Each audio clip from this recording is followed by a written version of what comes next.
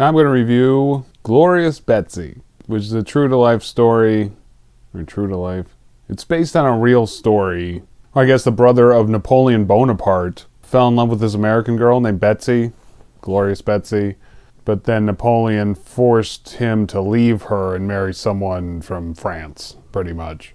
And that's the story, basically, except I guess in real life he stayed in France and married that other woman, but in this, he leaves her to go with Betsy, so it's a happy ending or something. The curious thing about this film is that it was a lost film until I think it was 2008 or something I read, that they found a copy, but this movie, like The Jazz Singer, was only partially silent, but there was also silent copies distributed that had more intertitles, basically. But the copy they found of this movie was a sound version, but they no longer had the sound reels to go along with the movie. So this is the silent version of the sound version. So there were some scenes where they just didn't have any intertitles, so you have no idea what anyone was saying.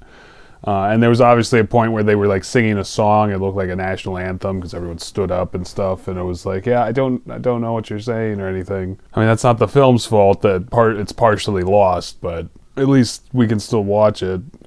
Just too bad it's not the silent version. Yeah, that's completely lost, I guess. Even though that's to the film's detriment, I'm not going to detract anything for that because it can't be helped.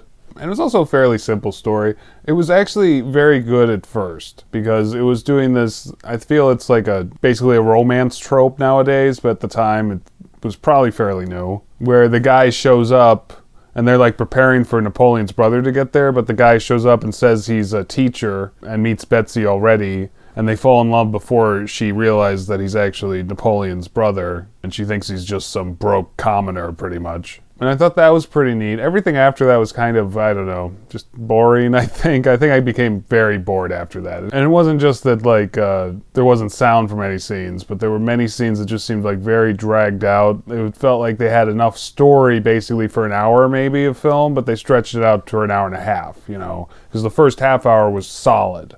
And then the next hour of it was bogged down by excessive filler. Like that song in the middle of it, and that was actually pretty much a style of the time that, like, if you have sound in a movie, you better have a song in it. It happened for many years afterwards that every single movie had a song. And that's mostly probably The Jazz Singer's fault, because I know there's a lot of singing in that. It's called The Jazz Singer. And it's a style that can still be felt to this day. Because even nowadays, there'll often be like a song thrown in it randomly in some films, not all of them, obviously. It kind of had the same problem that other movie did, The Racket did. Even though there were too few intertitles, because of the moments when there's supposed to be sound, when there were intertitles, there was way too many intertitles. Again, it was like just like The Racket, where the influence of people wanting more complex storytelling and everything could definitely be felt. And like having that much dialogue and whatnot isn't good for a silent picture, but that's the best they could do at the time. But it was still like, yeah, you should, you probably have limited this in some way. So I wasn't really that impressed with the story, especially in the later half. I still felt the acting was pretty good throughout. Again, even though it was a silent movie, and there was some of that melodramatic, over-the-top acting that you see in a lot of silent movies. It wasn't so bad it was a detriment. Most characters felt fairly believable, especially Betsy. She was obviously the best actor in the movie. And being that she was kind of the main character, I mean, it was kind of her and Napoleon's brother, who I don't even remember his first name, but it felt more like her story throughout. Given that it's called Glorious Betsy, that makes sense. And she does a really good job, and the story, being that it focuses on her, I think that really showcases just how good of an actress whoever this person was.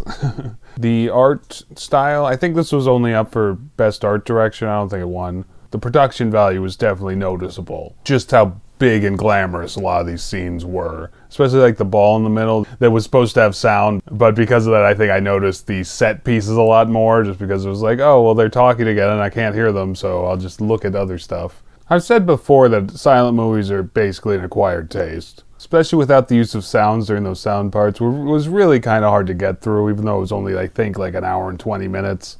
Like, shorter than most films, especially nowadays, but it still felt like longer just because of how much it dragged. And it really didn't help that it was at one point a talkie, but that's not the case anymore. But I'm going to try not to let that detract me in the scoring department, I guess. Which I guess I'll move on to now and just determine the score. Like, I enjoyed it, especially the first, like, half an hour or so, where it was more like a romantic comedy or something like that. But once it got into like this kind of political stuff concerning Napoleon and his brother and how they were a little at odds with each other, especially concerning Betsy. That's when I feel that story kind of just takes a dive, goes straight down from there, because it's not enough story left, you know? It's like there's still like 50 minutes to an hour left of this movie, but being that the only conflict is Napoleon doesn't want him to marry Betsy, you know? Like, that they just drag that out for the rest of the film. Which is too bad, because it had a really strong start, I felt. But because of that, I think I'll give this a 6.